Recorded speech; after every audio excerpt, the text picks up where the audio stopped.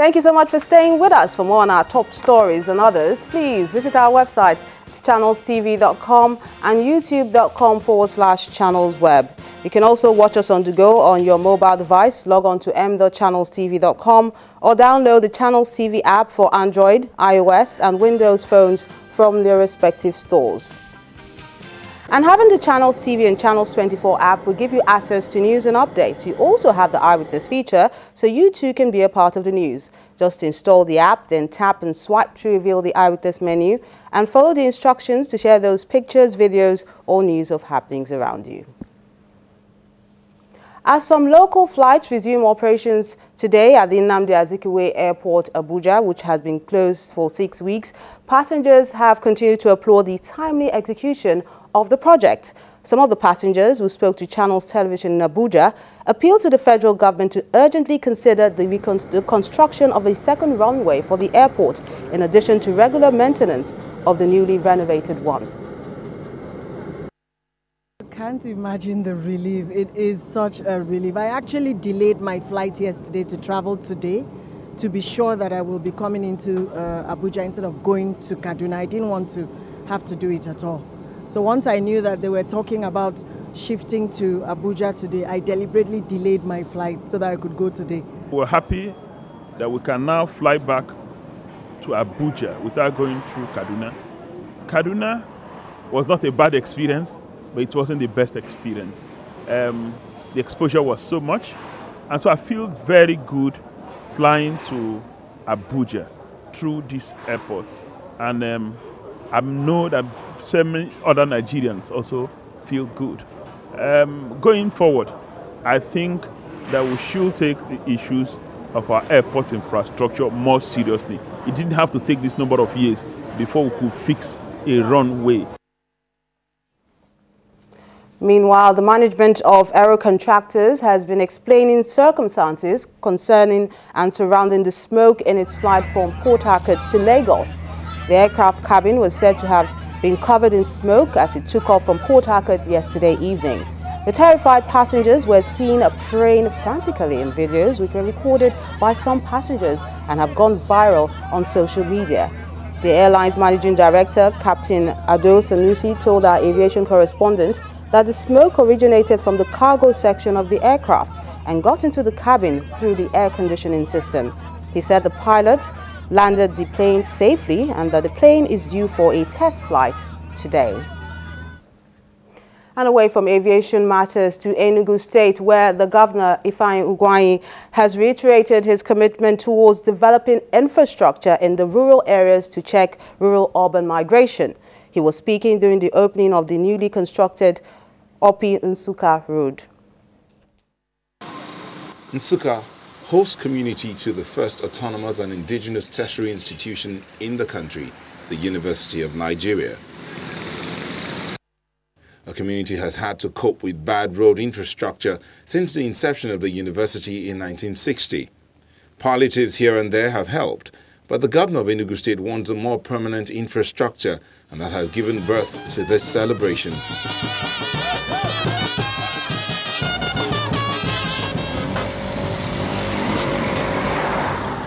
The 11.65-kilometer road is no longer the death trap it used to be and has given the community a facelift. We have a problem of waterlogged flooding in this area, but that has been taken care of with this mega road that was done to the people of Nsukka. Where there is road, there is development.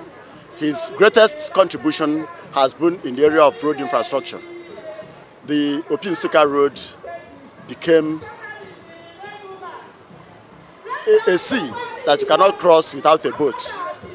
Now you can ride as you like, and before gallop everywhere, sloping everywhere. For Governor Ifeanyi Ugwuanyi, this is part of his administration's agenda to develop the rural areas. Along with this, we pledge to equip and modernize Nsukka, a university town founded over 100 years ago. We're indeed gratified to see that the project we have done at Nsukka, such as the construction of vital roads, installation of street lights, upgrading of health and other public facilities in Nsukka, among others, has given the town a new look and lifted the quality of life for its residents. I want to assure you I will remain committed to the full realization of our vision for the town. The road connects to neighboring states like Kogi and Benue, and the state government said to continue to pay attention to rural development. From Enugu, let's move to Kwara State now and talk education. Governor Abdulfatah Ahmed says there's no going back on the multi-campus model his administration has for the State University, Kwasu. As a sign, the governor has flagged off the construction of a 1.5 billion naira College of Social Sciences and Environmental Studies campus in Ekiti local government area of the state, the third for the institution.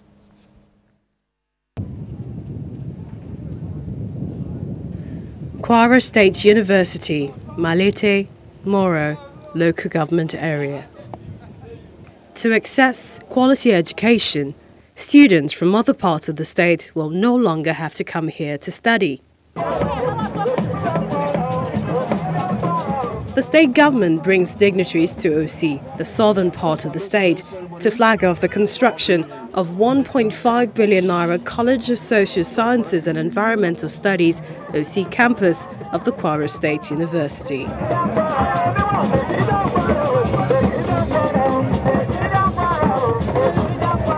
Governor Abdulfatah Ahmed said the execution of critical projects in the state gives credence to the fact that the Infrastructure Development Fund model introduced by his administration strengthens the capacity of the government to meeting its obligations.